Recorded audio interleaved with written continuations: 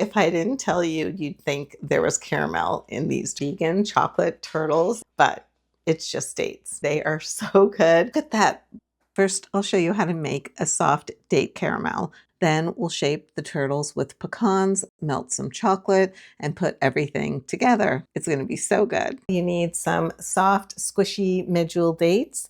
These are the dates that are really caramelly. These ones have pits in them, so I'm going to remove them. And you want to just always check the inside of your dates, even if they're pitted, because sometimes they do have pits. And I always just check inside and make sure they look good. On occasion, it's been like molded, which is not cute. You know it's molded if there's like, it's just like dark inside. Let's grab our food processor. We're going to use a cup packed or 230 grams. I packed them in to make sure I got the measurement.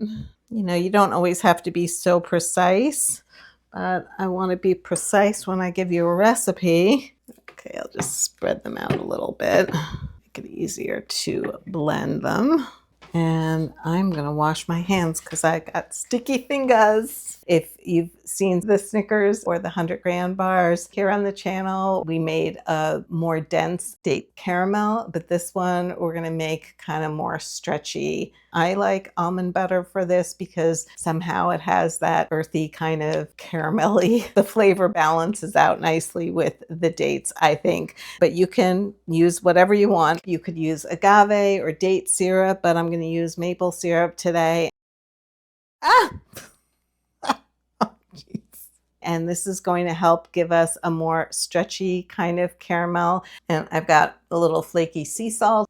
Let's add that little pinch of salt. And then we have a little vanilla. Again, optional, but it adds some nice flavor.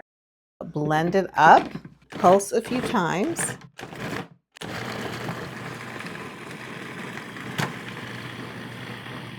And you might need to stop and scrape down the sides a little bit as you go. It's starting to come together, but it's still in pieces. You want it to become one cohesive caramel.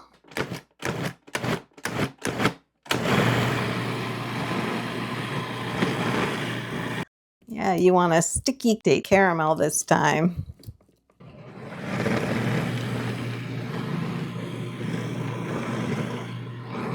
Wow, that's pretty good. I think it does need to be a little smoother, so I'm just going to go a little bit more. This is a pull-apart caramel if I've ever seen one. Yeah, you have to be patient. It might take a little bit for the date caramel to come together like this. I guess that's true of a lot of things in life, right? If we're a little patient, we'll see our hard work come to fruition, hopefully. We need pecans for the turtles. It's an essential ingredient. Oh, I'm getting hungry. I've been filming a really long time. A long time? Sharon, you've been filming for 7 minutes. Who else here can't go 7 minutes without a snack? I've measured out a cup here. You can either buy roasted pecans or you can roast them yourself at home from raw pecans. Pecans really break apart easily. I buy this huge bag from Costco for like 20 bucks, which is such a great deal. And the flavor is just really exceptional when you roast them at home. You just want to roast them at about 350 degrees Fahrenheit for about 5 to 10 minutes and turn halfway through the bake and they'll roast up perfectly. But for convenience sake, you could certainly buy the store-bought. They're delicious as well. You can put in however many you want. I might put in this whole cup. And again, also, if you want it to be more caramelly, you can use less pecans. It's up to you. Now I'm just going to mix them together. I suppose I could have done this in a bowl. May have been a little easier.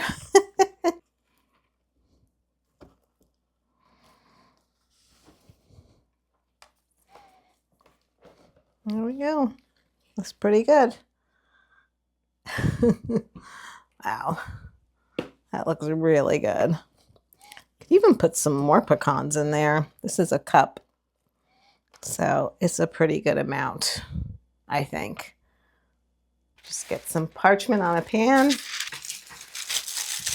I think a cookie scoop is going to be too big for this because they're going to be really sweet, you know, and can actually probably make them kind of rustic or a little neater. I don't know how big I should make them. Smaller might be better. I don't know. Or maybe I should just make them the size that they actually are, like the candy bars. I mean, the candy that they sell. Like, I forgot the name of that company that makes them. That's the only thing with this is they can get a little sticky. So if you wanted to, you could put a little water on your hands just so they're not so sticky. The thing with this is, like, you could totally like have some whenever you feel a need for something a little sweet. Sometimes I even surprise myself. I come up with an idea and I'm like, oh, this is gonna be good. And then it's like, oh my God, it's really good. I do have some left over in here, but trust, this is not going to go to waste. So I'm just going to spend a little time getting all of the caramel out, and I might have a little chef snack, as they say. Now it's time to melt some chocolate. These are 3.5 ounce bars, 72% cacao chocolate. The darker chocolates have less sugar, which is nice. And for me, they balance out the flavor with the sweet that you get from the caramel. It just works better, I think, than having a sweeter kind of chocolate, like a milk chocolate. You can use any chocolate you like. I'm going to chop that up finely. Chocolate melts faster when it's chopped more finely like this.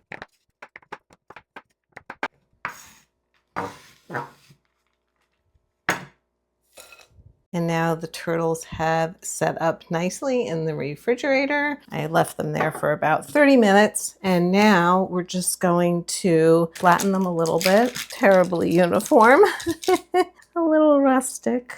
I put them in there to firm up, and then I took them out, and now they're a little soft again. So I'm going to put them back in the refrigerator for about 10 minutes and let them firm up a little bit more before we melt the chocolate and dunk them. We're going to melt the chocolate. I usually do it in the microwave, but I thought today, let's do it over the stove. Get a pot, put about a couple of inches of water in there. Get our chocolate here that we have in a heat-proof bowl. Let it sit right on top there. Make sure the bottom of the bowl is not touching the water. You only want steam hitting the bowl. The biggest thing to watch for when you're melting your chocolate like this is moisture. Even a little water can make chocolate seize up and get grainy and won't work for melting chocolate. Letting the chocolate melt slowly. Keep stirring as the chocolate starts to melt. When it's about half melted, take it off the heat and keep stirring until the rest of the chocolate melts. This helps keep the chocolate from getting too hot. I started with 2 bars and ended up adding a little more chocolate, so there was plenty for dipping and fully coating the turtles. You don't have to worry about tempering chocolate for things like this, but when chocolate is tempered, it sets beautifully at room temperature and stays nice and snappy instead of melting easily in your hands. Now that they've firmed up and they're not too sticky to the touch,